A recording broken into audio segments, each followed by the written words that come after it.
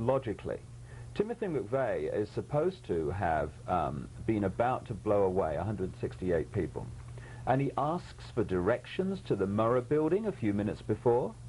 After he's supposed to have blown away 168 people, he's stopped by a cop on the freeway for a traffic offense. He has a gun. And he goes quietly to the police station. Come on. And if you look at what some of the other background to the stuff that I've been researching and been writing about, there is a guy who comes up in mind control research, turning people into human robots. Right, I've heard about that. And that's a guy at the University of California called Louis Jolyon West. Louis Jolyon West goes right back into the 60s as a mind controller for the CIA. He was involved in the Jonestown situation, which was a CIA mind control experiment. Totally mind control. Sure. Now, when Patty Hearst came out of the Symbionese Liberation Army, who gave her a mental examination? Whatever that's symbolic for. Louis Jolyon West. And who gave a mental examination to Timothy McVeigh when he went into captivity? Let me guess. Louis Jolyon West. And we had this farce of a trial, which must have been the shortest defense case in legal history for someone facing the death penalty. And then you look at what some of the parents who lost children in Oklahoma did. Right. They Very sad. didn't buy the official line, and they've established that the official version of events, which was that McVeigh and his right-wing extremists wanted to make a protest on April the 19th, 1995, against Waco, which happened on April the 19th, 1993, right, because the people responsible for Waco, the Bureau of Alcohol, Tobacco and Firearms, had an office in the Murrah building, and that was supposed to be the reason for the bomb. Well, these parents have established that when the bomb went off, not one member of the Bureau of Alcohol, Tobacco and Firearms was in the building, not one of their children was in the nursery, but they were in full combat gear around the building an hour before the bomb went off. Now, this is what we're not being told, and it's a massive problem reaction solution by some very, very sick people who we've given control of this earth to. The people reacting to events they see on television is that there's no research done behind that. Exactly. And so people are reacting, and that gives the government the opportunity to say, we're going to handle your problem. Exactly. Let's make more laws that take away more freedoms. Precisely but I how don't it think works. people understand that their freedoms are being taken away. Well, they need to understand they're demanding that they've been taken away, which is, I'm sure there's people on Mars looking down going, oh my goodness me. And I want to touch on that when we come back from this important message, so don't go away, folks. Stay with us. Hi, welcome back to the Rose Columba Show and the issues of the day. We're talking to David Icke, author and researcher.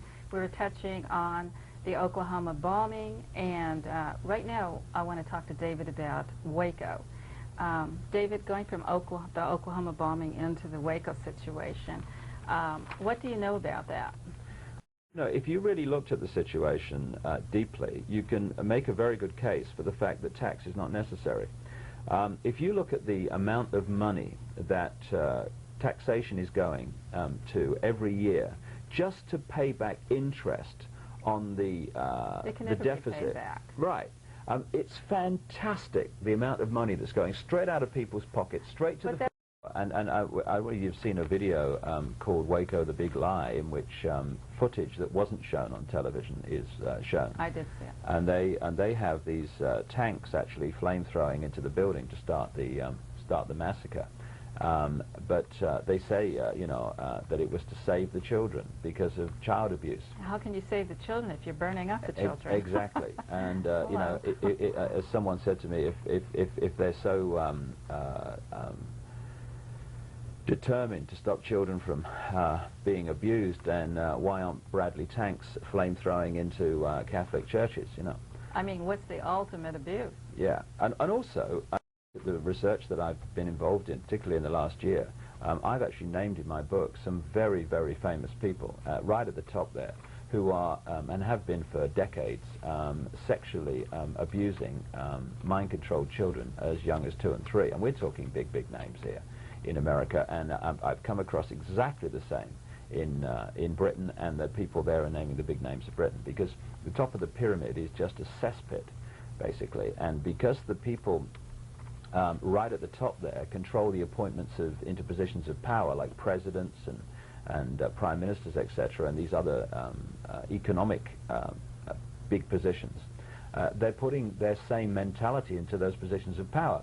Right. So at the top of the pyramid, the ratio of what you might call satanic child ritual abusers and etc. is far, far greater than it is in the general population. Well, actually, than it's being exposed, because Absolutely. you don't see those stories in the media of satanic rituals, and if they are, they are suddenly quashed anyway. Well, it's absolutely. The thing that stunned me, Rose, to be honest, is not that it's happening. Nothing surprises me, but the scale of it and how rampant it is, Yes, and the names involved. You know, and a lot of it goes. You know, correct. A lot of it goes on at Bohemian Grove in Northern California, among the redwood trees, where the elite from all over the world are flown in every July for a camp when horrific child abuse and what have you goes on. And they all dress up in their ritual bloody costumes, and it really is stunning to see who actually runs the world.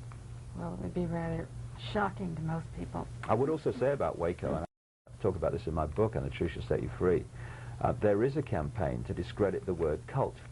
To discredit the word cult by setting up things. I mean, actually, one of the things I do in the book, I have a chapter called Cult or Con, and I predicted at the end of that to expect more mass suicides by cults. And of course, we've had the Heaven's Gate down in San Diego.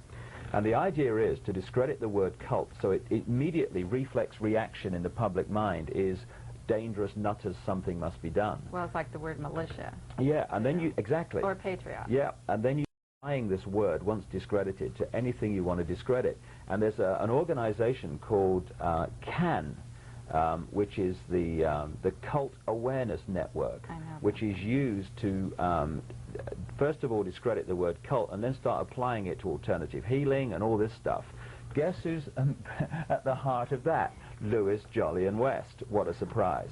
And the False Memory Syndrome Foundation, which has been set up to discredit mind-controlled people who are remembering now what happened because they screen their minds from it.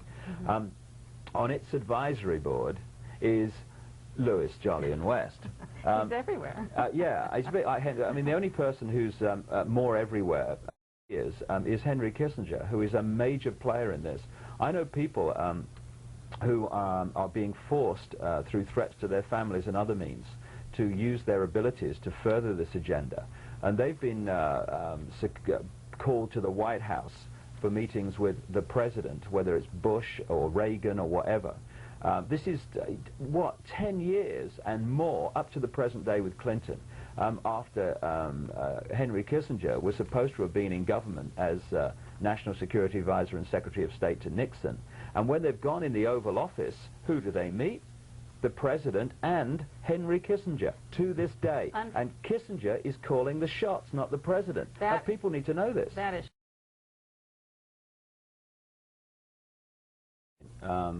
singular. People talk about conspiracies, and of course they happen all across society, and people see them in their own lives from time to time. But we're looking at one agenda. It's not actually a conspiracy at its heart. It's an agenda, and it's been unfolding for a long, long time and can be charted back right into the ancient world. And it's for the centralization of power in the world in all areas of our lives, with a world government, world central bank, world army, world currency, microchip population, all these things which have been suggested for years are actually unfolding. Who started this? Well, if you look into the ancient world, you can pick up one face, if you like, which has had different masks put on it at different times. You can go back quite comfortably to the 1300s, at the time of the Knights Templar and others, and you can chart them right the way forward into the modern world and the control of today's banking system and political system, transnational corporation network.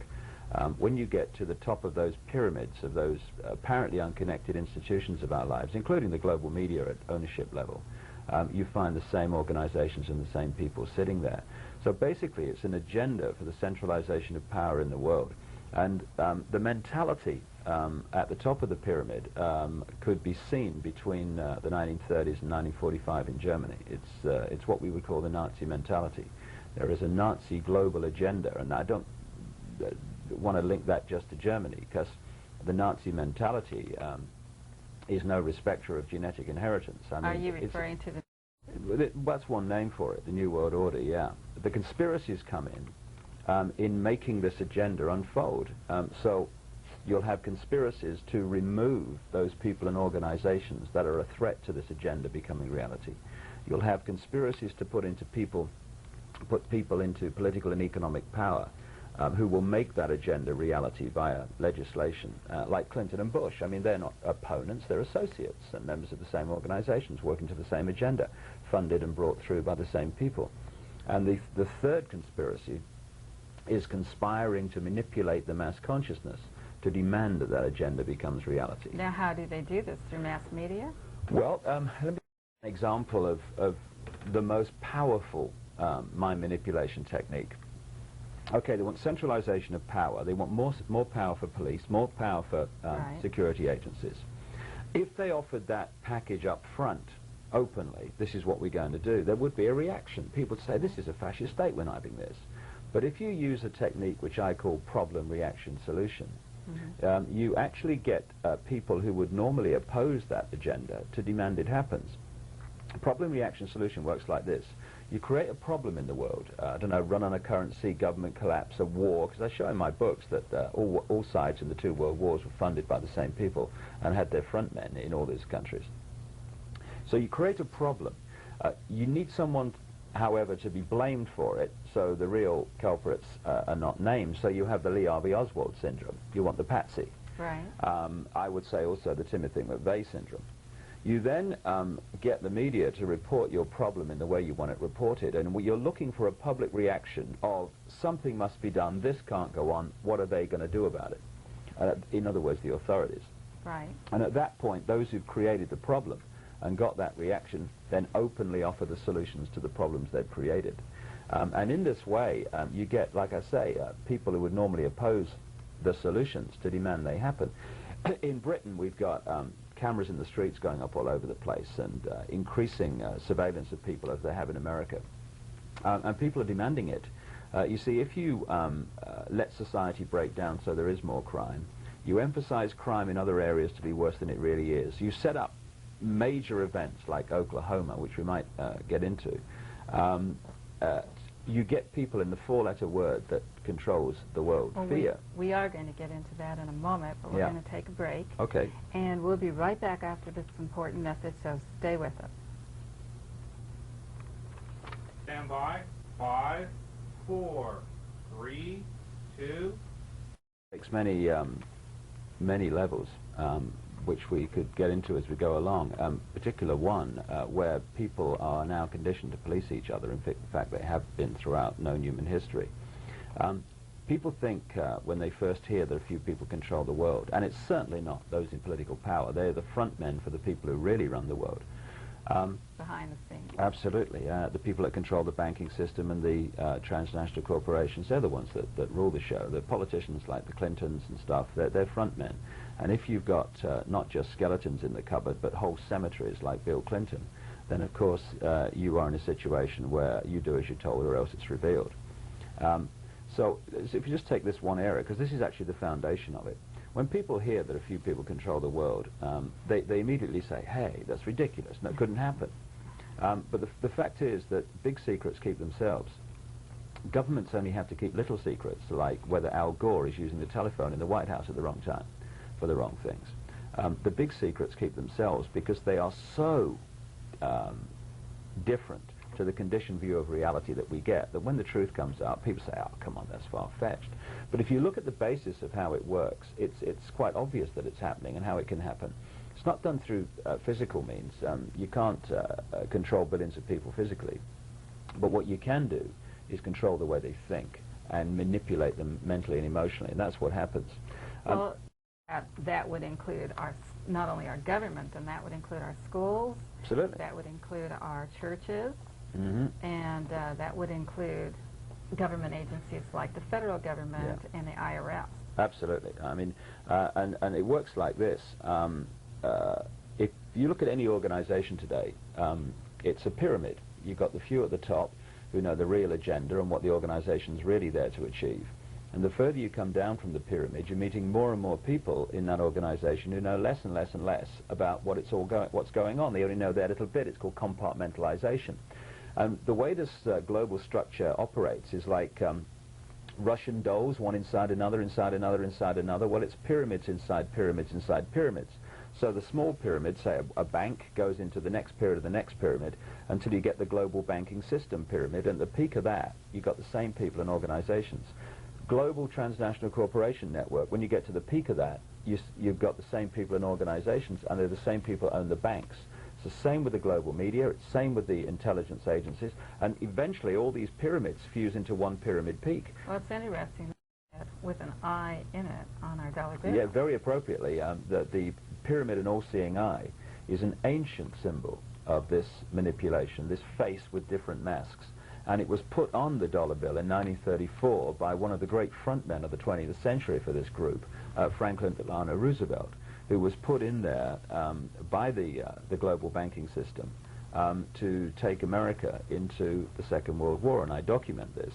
He came to power in 1933 originally on the back of a classic problem reaction solution. The Wall Street crash, Great Depression, something must be done, solution, save us, Franklin, the New Deal. He was voted into power because he was perceived to be the man that could sort the problem out. Should do this and should do that.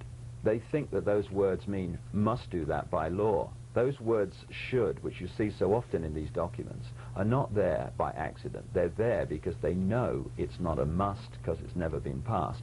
And if we could just look at how money is created, I think people's eyes would open to see what a con it is.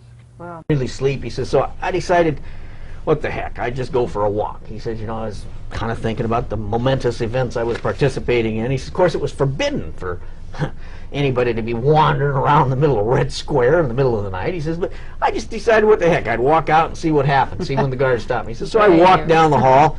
Guards know who I am. They ignore me. He says, I walk down to the lobby of the hotel. They don't pay any attention. He says, I walk right out into the middle of the Red Square, right up to the Tomb of Lenin, right over to the doors of the Kremlin itself. The guards are ignoring me. And he said, and then it struck me. I said, well, what struck you? He says, that it was over. That it was over. The Cold War was over. Russia was defeated. He said, we had beat them. His exact words, we had beat the bastards. He said, after 30 years of dedicating my life to fighting communism, mostly in the Cold War, we had won. And he said, and then something else struck me. and what was that? He said, that was that this walk in the absolute middle of the night, in the middle of Red Square, with absolutely nobody caring or paying attention, was the only victory parade I and all the other people in the Cold War were ever going to have. We weren't going to have the ticker tapes down Madison Avenue or anything. He said it was going to be my private victory parade. And I said, well, Bill, that's all a wonderful story, but what the heck does it have to do with what? He says, well, what I guess I'm trying to tell you is sometimes there are forces too powerful and too evil and too controlled for us as individuals maybe to correct them or solve the problem in the time frame and in the manner we'd want. And he says, you're up against them right now. You're on with the Franklin cover-up. With the Franklin thing. He says, but we have to keep fighting. We have to do what we can. And in the long term, hopefully, we can make some difference. Them. I said, it is the truth, and I don't like you calling me a liar. So they said, go jump in a lake. And I said, no, I'm suing you. And I did. And within 3 weeks, they contacted me and said, okay, we've done our checking. And we reached a settlement where they paid me damages, which we agreed wouldn't be disclosed. And then 3 nights in a row on the evening news and the morning news, they had a public apology to the senator from Nebraska and acknowledged that they were the ones in error, not me. So that's been the only lawsuit thus far. But since the book came out, there have been what I call the many miracles, one after another, that validate or prove one point or another. But there's also been much been a stronger lot of- evidence of just how powerful some of the cover-up activity is. Yes, and there's probably been a lot of pain and suffering and harassment through all this, not just for the victims, but for Oh, yeah. yourself, Yeah. too. Yeah. Because this is not something that people can take lightly. When people discover injustices, they do one of two things, in my opinion. They either walk away, or they stand up with integrity and courage and get on the front line with their life and their family's life at stake, and they fight back. And once you start to expose, there has to be some powerful people that don't like Let what me you're give you a doing. sample of how powerful. If you will go back and look at all the TV guides for the United States of America for, I think it's May 3rd or May 4th, maybe 1993 or 4, whenever the year was, a British TV station that does the programs for something called Discovery Channel. Anyway, they were contracted to do a story on this after they read the book. They spent about $500,000 putting together a thing called Conspiracy of Silence, in which they documented the book and went way beyond. In fact, one of the key institutions in the book, Boys Town, Right. Boys Town of Nebraska, probably one of the greatest institutions in America in terms of some of the wonderful things it's done, but which in this case had been corrupted in certain areas, and the children from there, some of the children have been used as victims by Pedophiles. and even by some of the priests. That was the focus of this special Discovery Channel program that this British television company that does these things for Discovery Channel had done. Even though you will see, if you go back and look in your TV guides, this program advertised for this particular date all across the United States, I will tell you something else. What's that? It never ever showed. The I last believe minute, that. it was kept off. A copy, a pirated copy of that, and who knows, it may make it onto the internet or somewhere one of these days. Well, you never know. Senior Hupp. Monsignor Hupp, after the book came out, called and sought a personal appointment with me, and he insisted that I bring witnesses, and he was bringing witnesses. My belief was we were going to have a confrontation, and he was going to try to discredit me in the book, and so on and so forth. To my absolute, utter shock, amazement, stunning, Mother Monsignor sat down. He said, "John DeCamp, I admire your courage, number one." He says, "Number two, you told the game, I'll help with the names." And from there on, he became my best supporter in terms of trying to get the story told, expose some horrible things that even I was stunned with. He had been to the bishop and been rebuffed earlier. As he said, a lot of this he suspected was going on, tried to get some things done about it, but he says, I will admit I was like the wife who's the last to know, or whatever. Anyway, shortly thereafter, he was forced to leave Boys Town. That was a national story at the time, and of course he's no longer there. He lives in retirement now. But it's like I say, the mini miracle. Some of the least likely people come forward finally when they have an indication that somebody's ready to do something. They will step into the Well, breach. Senator, Here's a God man. works in mysterious ways. God bless him. Anyway, here was a man, the Monsignor Hupp, who delegate, appointed by the president, delegate to the United Nations, written 2 best-selling books, probably one of America's most notable individuals as head of Boys Town, and yet he was the one coming forward and helping me after the book came back out and trying to force some action. The story. Why don't you tell us about Alicia Jean Owen? Alicia Owen is a little girl, not so little anymore. It's been, what, 7, 8 years over this period of time. She's in prison. Why? She's 20, 24, 25 now. She was the one who wouldn't back down and was identifying one after another individuals She where was she the had been at victim. parties. She had claimed that, yes, she was a drug courier, as I say, the whole works, and she claimed that she, the police chief of Omaha at the time, a man named Robert Wadman, she claimed, as is clearly documented with records and everything else in the book, that she was his little toy from the age of about, what, 13, 14, and when she wouldn't back down in her story, and by the way, she didn't go out trying to push her story on anybody. She was contacted by this investigator, Caradori, and he said, we've already identified and have a lot of the information. Unless you tell us the truth of what happened, you know, you're subject to felony charges for covering up. So she poured out her whole story, underwent polygraph examinations and everything else. Other kids came and supported and verified, as I say. But when all was said and done, she was charged with lying before the grand jury for having told the story. She then had about a 30-day trial. I guess you'd call it a trial. I use the word loosely. Was convicted of perjury, sentenced to jail. Hi, welcome to Rose Colombo's Issues of the Day. It's a statement made by H.L. Mencken. He said, one can never underestimate the intelligence of the American public. If you can buy into Clinton, if you actually think that 89% of us buy what his rap, I mean, you got to be crazy. Obviously, that is not the case. We know that that is not the case. I mean, I've gone out and I've polled people, and you know, it's like 70–80% are against him. But yet you see on the manufactured polls, the Council on Foreign Relations polls, and I don't know whether they're taken in you know, the men's room of some strange place over on West Hollywood, or they're taken in a NOW meeting of the National Organization of Women. But this is, these polls are cooked, they're smoked. Well, before he was elected to president, to the office of the president, he made a comment and said that he would not increase taxes for the middle-class American people. But after he was elected, he said he would have to increase their taxes. And the first thing, you know, the American people gets it like this, right? But the media keeps reporting that everything is fine it's and dandy. It's a managed media. ABC, NBC, CBS, CNN, all controlled by members of the Council on Foreign Relations. The CNN, Jane Fonda's network. She said, if you knew what communism was, you'd be down on your knees and pray for it.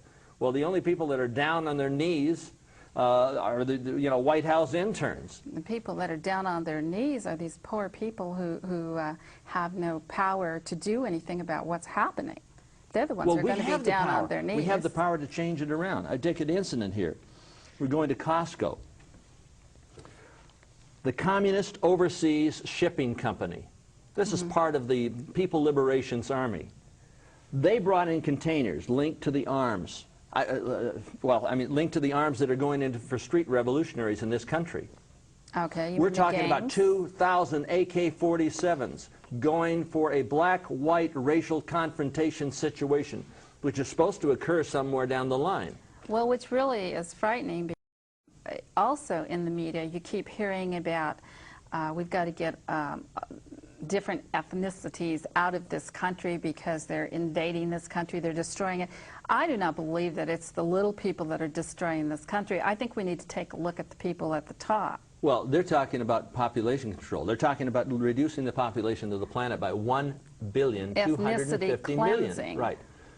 1,250 million by the end of the century, by the millennium, by the millennium 2000. That really is and how are you going to do that? By creating a white-black racial confrontation situation, by getting the blacks into prison where they can be used for slave labor, for the privatization of the prisons program. They are then allowed to be employed, just like they are in communist China.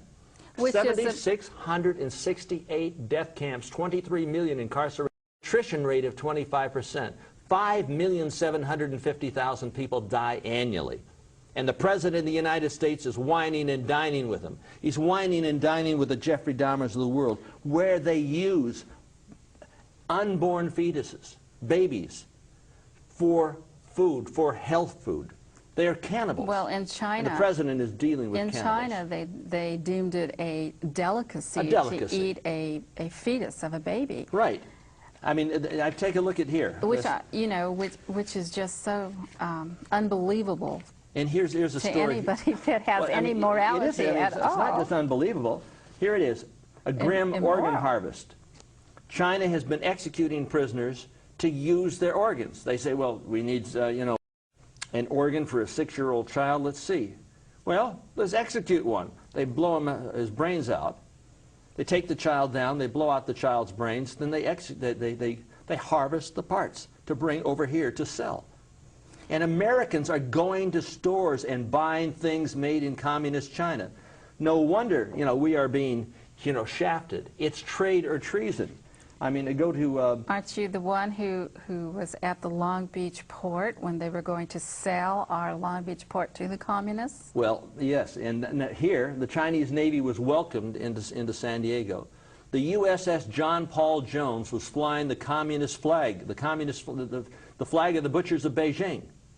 That's insane. I protested that because the Chinese have actually threatened to blow Los Angeles off the face of the earth. Why would they do that? Why would these guys down there welcome them with the communists and China and American flags? Because they're thinking of bringing about a new world order. They're thinking about putting forth a second Pearl Harbor. Well, according to the Chinese, they administrators, they believe that America and China need to be, communist China need to be married. Well, yes, I mean, they're one world order. Trade or treason. I was down here.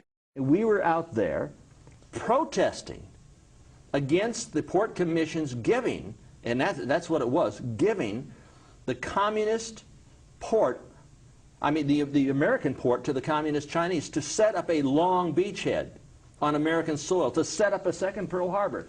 We had 800 people.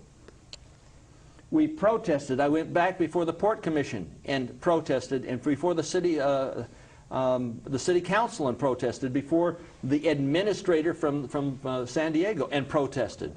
Each time we did that.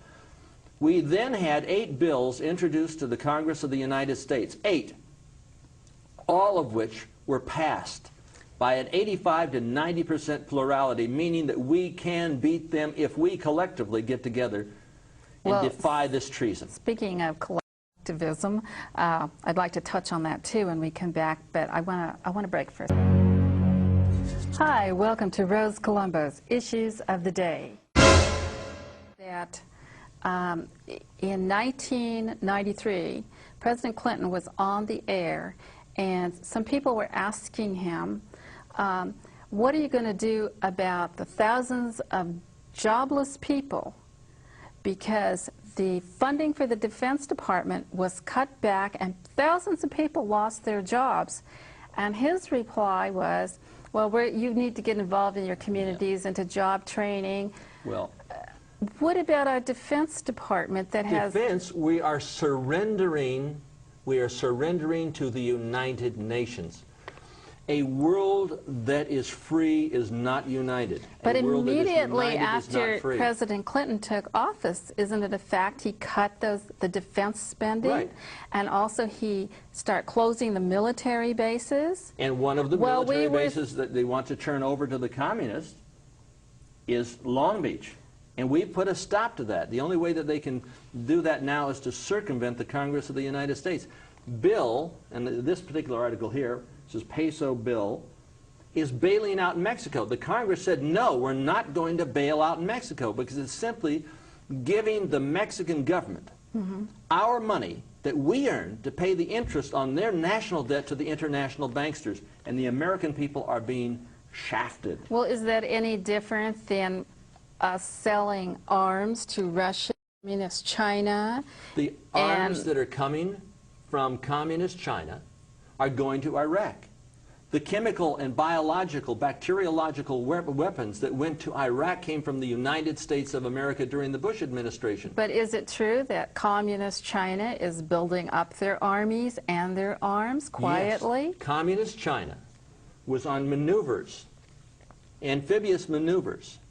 And one of the people from the BBC had asked what the hell they were doing. What are you doing?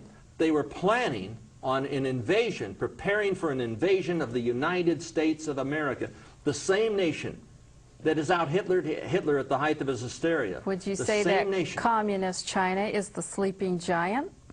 It's not sleeping. It is kept alive because we are feeding them. Oh, if you go to the store and buy anything made in Communist China, you've got to be crazy. You've got to be out of your mind.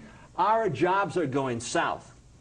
Well, they're going everywhere, but now what about the fact that we are getting involved in this, possibly getting involved in the war with Iraq?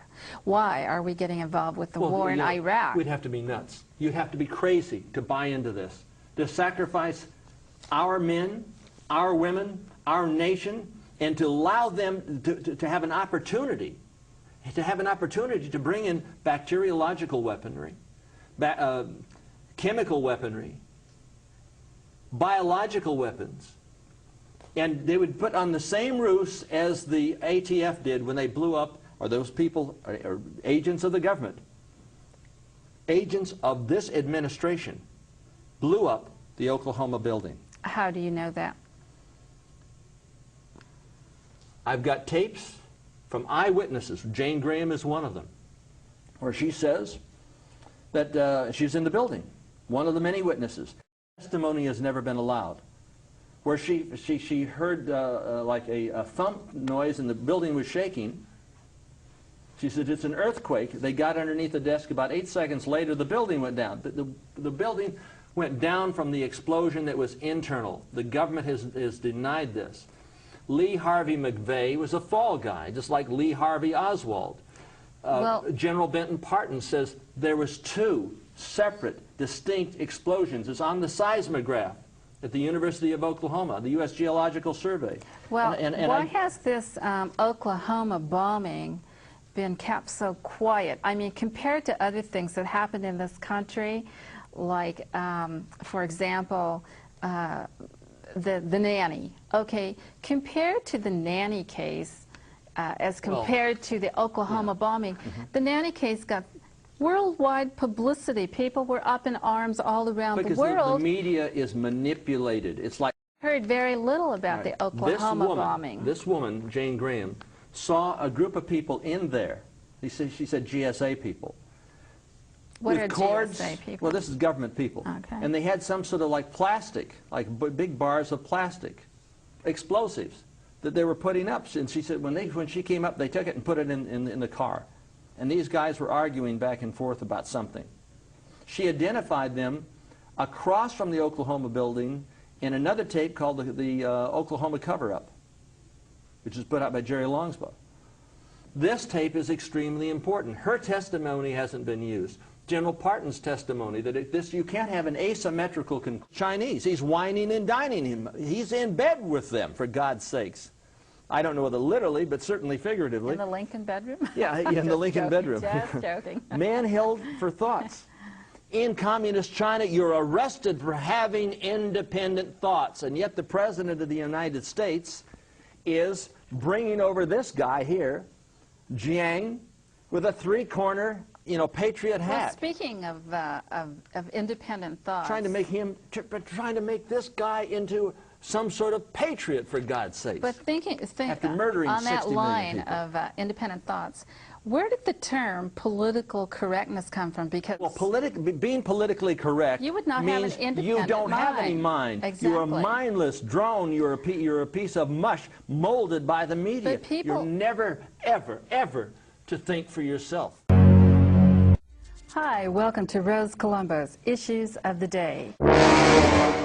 No, but and you get. I want to talk. I heard it's very entertaining. The Oklahoma situation.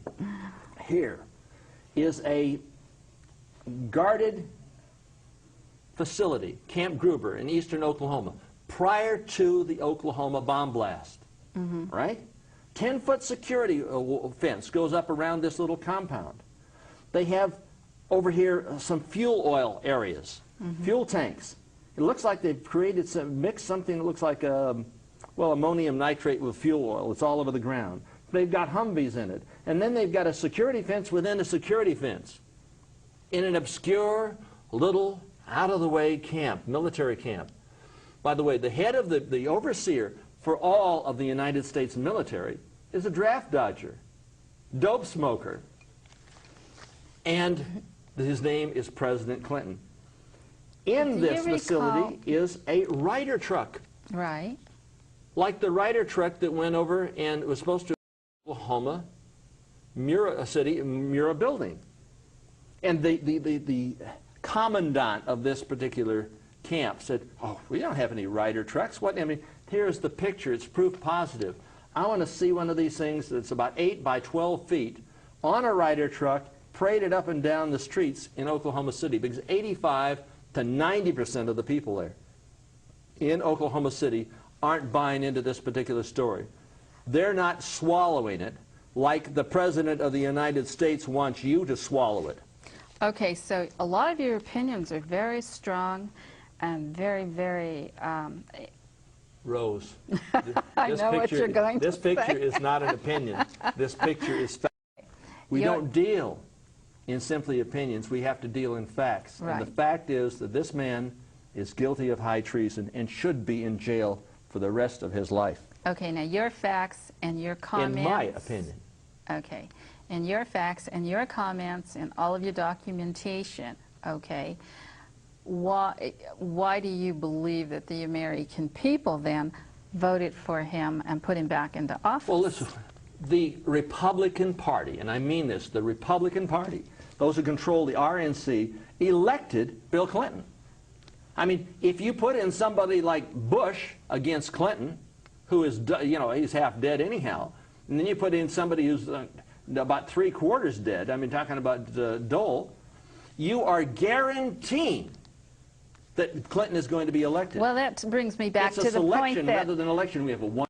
Don't forget it. That brings me back to the point that a lot of male talk show hosts are saying that the women in this country voted for President Clinton because he was handsome. I want to say, as a woman, that I believe that the American women are extremely intelligent and that they are concerned about the issues such as child care, such as their children going to war, such as welfare, and all the other issues, education, and that they contribute a lot to this country. And I do not believe that the women put their mark on a presidential ballot or any other ballot because they think someone is handsome. I think that they're much more intelligent than that. I don't think so. And I have to say that. Listen, I hate to sound like a chauvinist. You but are. I mean, sure, I'm a chauvinist, but I'm telling you that most of the American women that I talk to are not that disfavorable with Adolf Clinton. They think, you know, Adolf Clinton, or Comrade Clinton, or whatever you want to call him, that Clinton the insane is okay. He's handled, you know, the economy isn't all that bad, but I don't believe the figures. They have cooked the figures. It's, you know, it's like cooking the books. You know, you're Well, okay, so now we've already documented that you're a male chauvinist, so we'll skip that point now about the women voting for him because he's handsome and not on the issues. Now, which of course I don't agree with. So, putting all that aside, what would you say? How would the people? How can the people stop all of this craziness? We can use videotapes. We can use cable access. This show can be seen by 1 million before a book can be read by 1. Get the videotapes. Get the audio tapes. Get in motion. Get up off your backside and do something, for God's sakes. This is your country, and you've got to fight for it. Thank you, Anthony. We've run out of time. Oh, all right. They're telling me to close. So, on that note, be sure to read, be sure to listen, and be sure to tune in to Rose Colombo's Issues of the Day. And remember, injustices can happen to you, and they can happen to me. But together, we can make a positive difference. Remember that you are not alone. So until we talk again, this is the Rose saying, stay healthy, stay happy, and God bless. Bye-bye.